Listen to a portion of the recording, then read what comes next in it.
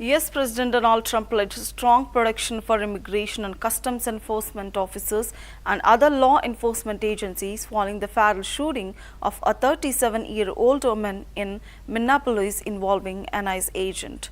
The incident has sparked widespread outrage, political backlash, and heightened tensions between federal authorities and Minnesota state officials.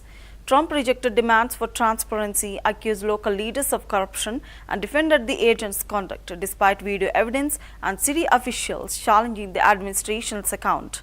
The controversy has intensified scrutiny of Trump's immigration enforcement policies, the role of ICE in domestic policing, and the broader strain on federal-state relations.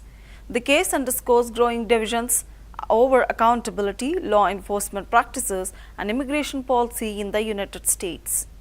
Europe is a different place. Europe is changing. Europe has got to get its act together. I love very important that it's no longer recognizable.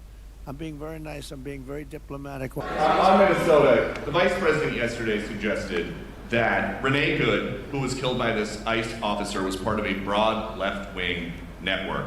What has your team told you about this broad left-wing network? Who is in charge of it? Who's part of it? What's it called? Well, I haven't seen the vice president's statement, but he's generally very accurate. I hate to say, look, I watched that yesterday, and there were a lot of different forms to it. But there was a woman screaming, "Shame, shame, shame, shame."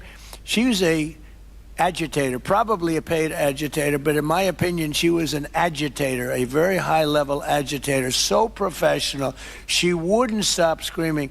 I said, this isn't a normal situation. This is a professional troublemaker, because you heard it and I had it. Now, I will say this, the news sort of turned her down, turned her off, because you're trying to watch. She was so loud and so crazy and just not normal. When somebody sees something like that, they don't go screaming and the same words. So I guess you could say professional, but I didn't think she did a very good job.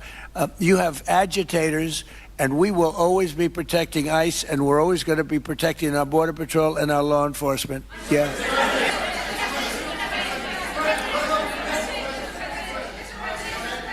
Go ahead. On Minneapolis, Mr. President, I have a follow-up for you. The state officials there have said that the FBI is not sharing evidence with them. Typically, they would conduct a joint investigation, as you know. Do you believe that the FBI should be sharing evidence with state officials in Minnesota? Well, normally I would, but they're crooked officials. I mean, Minneapolis and Minnesota, what a beautiful place, but it's being destroyed. It's got an incompetent governor, fool. I mean, he's a stupid person.